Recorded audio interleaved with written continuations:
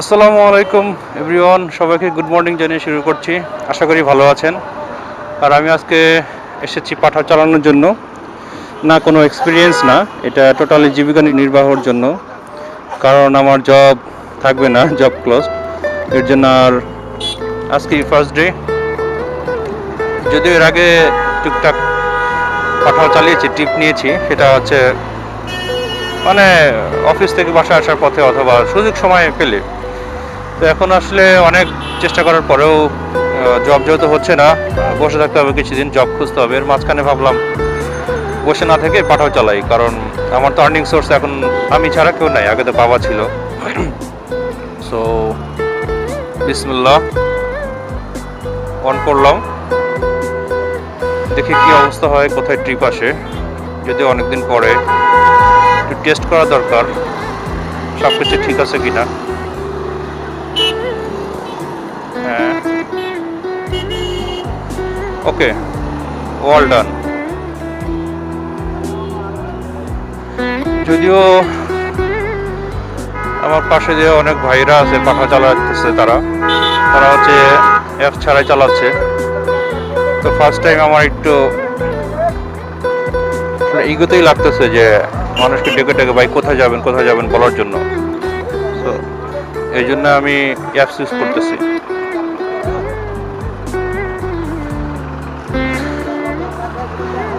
আর রিজিকের মালিক আল্লাহ। সো আমি হচ্ছে এই ভিড়ভাড়টা থেকে আমার ভালো লাগতেছে না। সবাই কিভাবে যেন আমার দিকে তাকায় রয়েছে, এই ক্যামেরা দেখা, তারপরে এরকম ভাবে দেখে ভাবতেছে কি ব্যাপার, এটা কি মানে ব্লগার নাকি সিআইডি না কি জিনিসটা কি। তো এই জন্য সবাই খুব উৎসাহ নিয়ে আমাকে দেখতেছে, উৎসুক জনতা আর কি। তো এর জন্য আমি একটু ফাঁকা জায়গায় যাই, যেহেতু আমার অ্যাপস আছে। সো আমার যদি মানে রিজিকে থাকে তাহলে হচ্ছে অ্যাপসেই কল আসবে। সো আমি হচ্ছে এই জন্য একটা ফাঁকা জায়গাতে যে ওয়েট করব কল আসার জন্য, দেখি কোথায় কল আসে। এখানে একটা ফাঁকা জায়গা আছে অবশ্য, এখানে কিছুক্ষণ ওয়েট করে দেখি।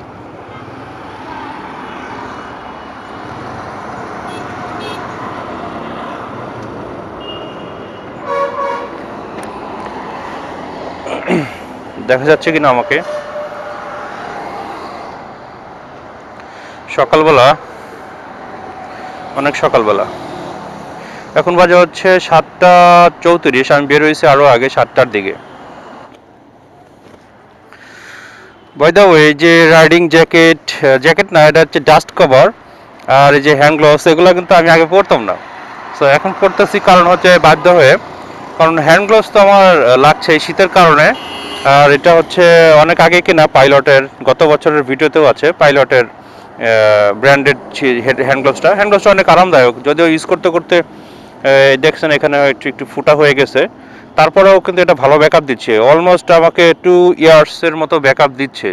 আর আসলে শীতের সময় যে সমস্ত প্রিকশন নেওয়া দরকার সবই আমি নিয়েছি। এখন ওয়েটের পালা, এখনও কোনো কল আসে নাই। আমি অন করেছি 4 থেকে 5 মিনিট হবে। একটা কল চলে আসছে, কলটা অ্যাকসেপ্ট করে ফেলেছি। এটা হচ্ছে বারডেম হসপিটাল যাবে, ইউনিভার্সাল মেডিকেল কলেজ হসপিটাল থেকে, আয়শা মেমোরিয়াল থেকে। সো আমি তাকে একটা কল করি। ও মাই লাক, দেখছেন ভাই, আপনাদের দোয়া যদি সাথে থাকে হয়ে যায় সব কিছু। আমি কিন্তু একটা ফাঁকা জায়গায় আসছি, হ্যাঁ, এখানে কেউ নাই, আমার আশেপাশে কোনো রাইডার নাই। সো দেখি কল করে। হ্যালো, আসসালামু আলাইকুম। হ্যালো স্যার, আপনি পাঠাতে কল করেছিলেন? স্যার আমি হচ্ছে আপনি কোথায়, ইউনিভার্সাল কলেজ হসপিটাল, ওখানে আসবো, আয়শা মেমোরিয়ালে। ওকে স্যার, আপনি কিছুক্ষণ ওয়েট করেন। হ্যাঁ, ওকে ওকে, আমি তাহলে রওনা দেই। বিসমিল্লাহির রহমানির রহিম। আমি একটু বেশি চলে আসছি, নাহলে ওই পাশে যে যাওয়ার পথ ছিল। ফার্স্ট কল আজকে সকালের, ইউনিভার্সাল কলেজ থেকে বারডেম যাবে। সো নাইস, একটা কল পাইলাম। হ্যাঁ, এই রাইডটা শেয়ার করলে পাঠানোর একটা প্রবলেম, সেটা হচ্ছে টাকা দেখায় না। আমি কত টাকায় রাইডটা নিচ্ছি সেই টাকা এখানে দেখতে পারলাম না, রাইড শেষ করে আমার টাকা দেখতে পারবো। সো এইটা আমি সাপোর্ট করতে পারলাম না। হ্যাঁ, আমি আচ্ছা পাঠাওতে অথবা উবরে অথবা এই সমস্ত যে রাইডগুলো দিচ্ছি এগুলোর মানে কি? এগুলো মানে কি ফ্রিল্যান্সিং করা? যদি ফ্রিল্যান্সিং হয় তাহলে কি ফ্রিল্যান্সিং এর অপশনটা কি? আমার যে এটা চুজ হবে আমি সেটা করব, তাই না? আমার সাথে যদি ভালো লাগে বা যার সাথে আমি যাচ্ছি তার সাথে যদি ভাড়া নিয়ে অথবা আমার যদি চুজ হয় জায়গাটা তাহলে আমি যাব। কিন্তু এখানে যেটা হচ্ছে কত টাকা ভাড়া সেটা কিন্তু আমি দেখতে পাচ্ছি না। তো এই জিনিসটা আমি মানতে পারলাম না রে ভাই। ফ্রিল্যান্সিং যখন করে মানুষ, যখন বাইরেরা কাজ দেয় বা কাজ নেয়, যার সাথে কথা বলে তার সাথে মেসেজ করে, চ্যাটিং করে, দরদাম ঠিক করে, তারপরে কিন্তু কাজ হয়। হ্যাঁ, কিন্তু এইখানে তো মানতেছে না। তো এটা কি মনে হয় আপনাদের, এটা কি অন্যায় বা রুলসের বাইরে গেল না? প্লিজ একটু লিখে জানাবেন। আর আমি যদিও ব্লগটা যে কথাটা বলতে পারলাম না, তখন শেষ করতে পারলাম না, আমার কথাবার্তা একটু উল্টাপাল্টা হবে। তার মানে হচ্ছে আমি যে ব্লগ করতেছি এই ব্লগটার কথাগুলো সাজানো না, কারণ অনেক দিন পরে আমি এখানে আসছি ব্লগ ভিডিও করার জন্য। আর ভিডিওটা হচ্ছে আমার মনের ইচ্ছায় করতেছি না,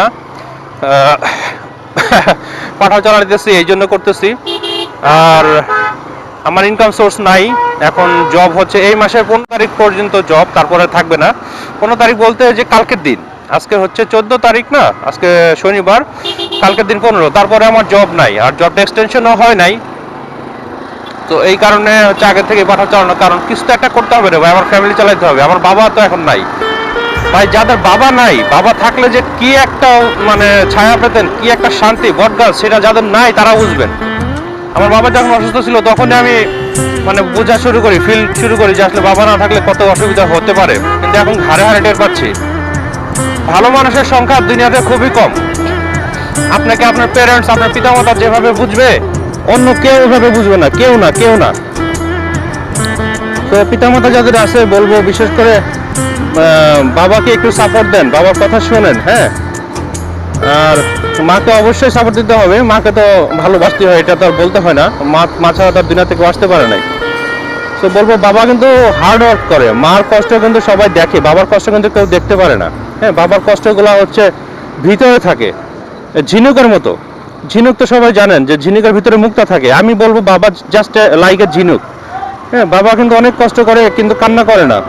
বাবা ছেঁড়া জুতা পরে কিন্তু কখনো দেখায় না। বাবা ছেঁড়া ঘড়ি পরে কখনো সেই ঘড়িটা দেখায় না। বাবা একটা ছেঁড়া গেঞ্জি পরে ভিতরে, কিন্তু সেই গেঞ্জিটাকে সেলাই করে আবার পরে কখনো দেখায় না। তো এরকম বাবা হাজার হাজার আছে ভাই, হাজার হাজার। যার বড় লোক বাবা আছে, যার টাকা আছে, যার সমস্যা নাই, সে তো এগুলো ফিল করবে না।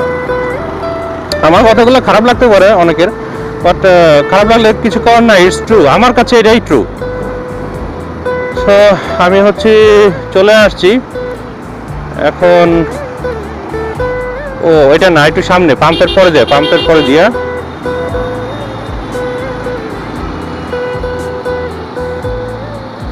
রাইখে আসলাম নাকি অনেকদিন পরে। তো না, এই যে চলে আসছি universal medical college and hospital.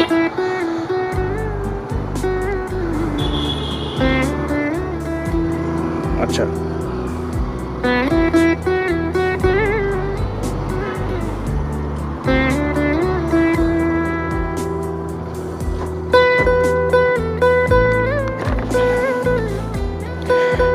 আপনি ভাইয়া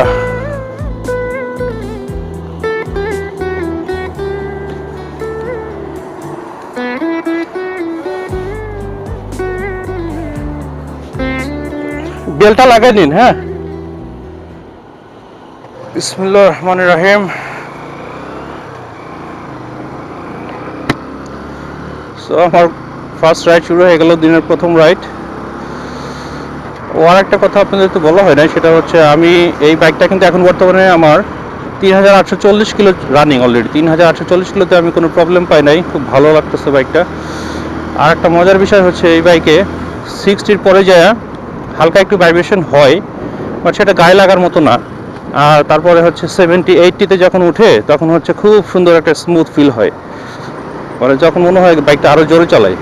কিন্তু সমস্যা হচ্ছে একটাই, 80-র পরে যায় ব্রেকিং ইস্যুতে একটু প্রবলেম হয়। ব্রেকিং প্রবলেম বলতে ভয় লাগে, কারণ এটা যেহেতু 125 সিসি একটি গাড়ি, সেই অনুযায়ী শক্তি কিন্তু ভালোই দেওয়া আছে।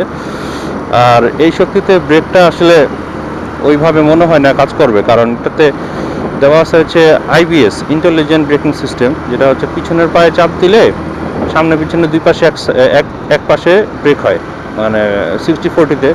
এটা যদিও তারা বলতেছে, তারপরেও এটা কিন্তু অতটা হেভি ব্রেক সিস্টেম না।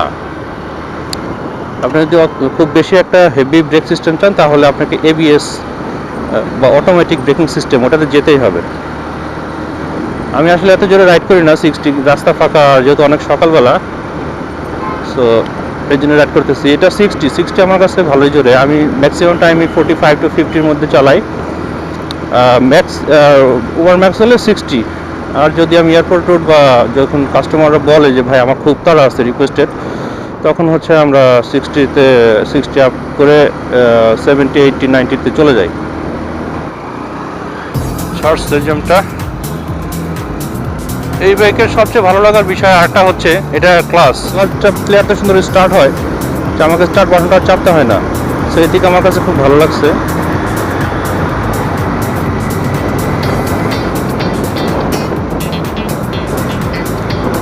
পুরো রোড ফাঁকা।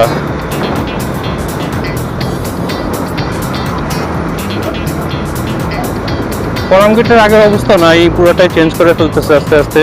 অনেক ভাঙাভাঙি চলছে এখানে। আগের যে পুরাতন যে ফুট ওভার ব্রিজটা ছিল সেটা তো ভেঙে ফেলছে।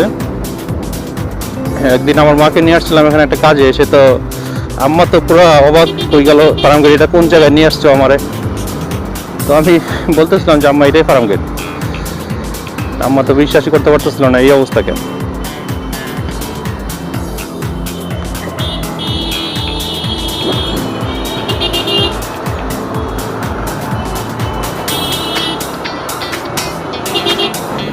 আরেকটা টিপস দিই, যারা পাঠাও চালাবেন বা চালান, বা যারা মাইলেজের পাওয়ার চেষ্টা করেন এই বাইকটা থেকে কিন্তু মাইলেজ আশানুরূপভাবে পাচ্ছেন না, তাদেরকে বলবো আপনারা হচ্ছে অল টাইম 60-এর ভিতরে রাখবেন। এবং সেটা হচ্ছে 40-60, 45 থেকে 50-র ভিতরে থাকলে 55 এর মধ্যে ভালো একটা রেজাল্ট পাবেন, ভালো মাইলেজ পাবেন। 60-র উপরে না যাওয়াই বেটার, কারণ 60-র উপরে গেলেই এই বাইকের মাইলেজটা ড্রপ করবে। ভাই এত সকালবেলা এই জায়গায় জ্যাম লাগছে।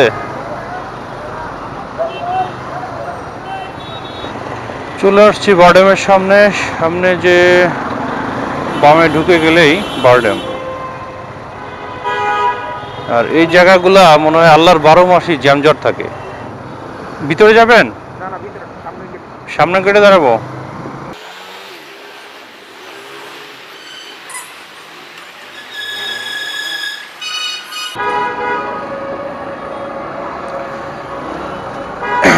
টাকা।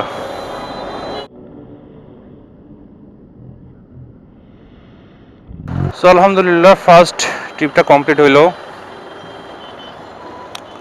এখন আবার যাই কোথাও নিরিবিলি প্লেসে চাপ বসে থাকি, চুপ কইরা ঘাপটি মাইরা। আর একটা কল আসলে তখন আবার দে ছুট। ভাই আমার দেখা দেখে আবার আপনারা পাঠাও মারতে আইসেন না, আইসা অ্যাক্সিডেন্ট কইরা পরে আবার কইবেন যে ভাইয়ের ব্লগ দেখে পাঠাও মারতে গেছিলাম রে।